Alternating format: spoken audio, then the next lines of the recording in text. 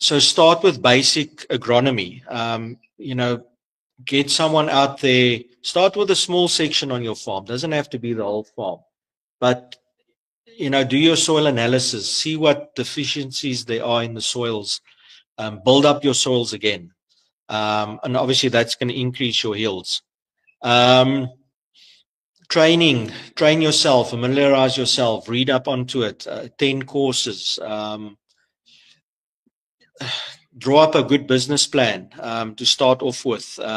Get the pricing, versus your input costs, and then selling your products. Then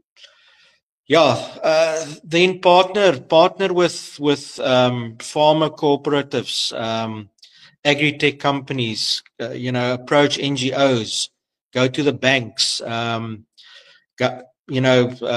Be part of government programs. You can't just sit back and wait for stuff to come to you. You need to get up, be proactive, go out there,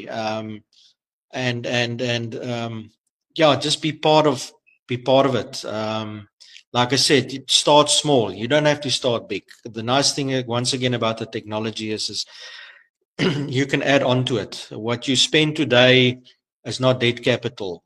You're gonna be using it for the next 10, 15 years. So get into it, get up, walk, head on into it. Precision agriculture in Africa, it's not a one size fit all. True. And it doesn't have to be. It works for small farmers. It works for big farmers. But only if it's introduced as part of the bigger ecosystem.